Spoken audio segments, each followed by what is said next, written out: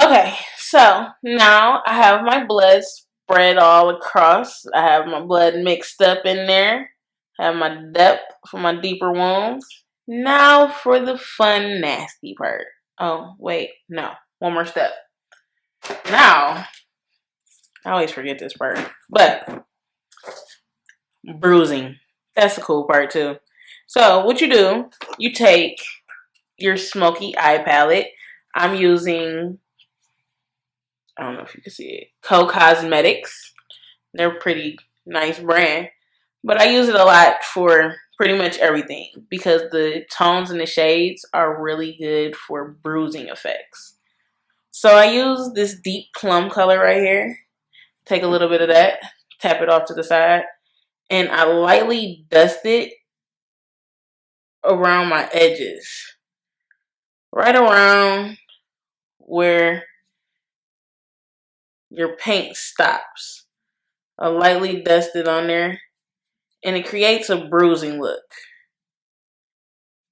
especially because I kind of drag it with the paint and pull it through. Make sure you go down in your fingers a little bit and creates a realistic bruising look. And you do that all around the edges. Use your own discretion on how you put it on and how deep it is and how far you want your bruising to go out. So that's a nice little touch to add to it. Little bruise, little bruise. Okay, now for the fun part. Blood. I love this part. It's the messiest part. So, what you do?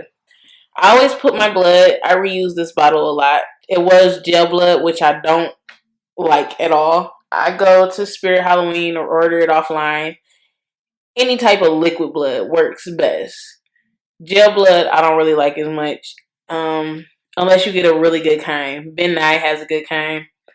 So it's easier to move with. This kind, not so much. It's super cheap. But I put regular blood in here because of the dropper bottle. It makes it a lot easier to dispense.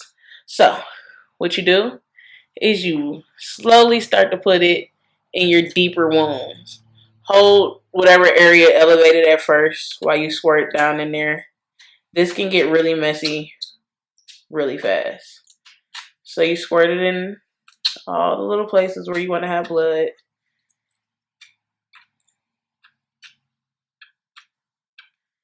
And slowly move your hand around. Give it some movement.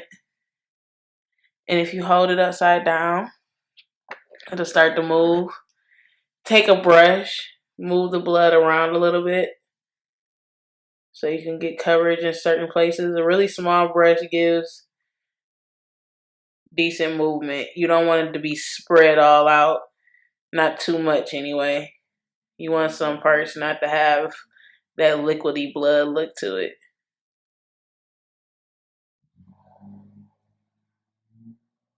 And some parts you want to have puddles. And then you slowly just let it drip and let it drip.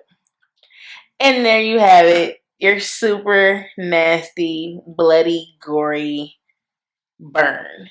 If you want to make this super disgusting, you can always crush up Alka-Seltzer tabs and put it inside before you put the blood. And when you put the blood in there, it bubbles up and it looks like acid burn.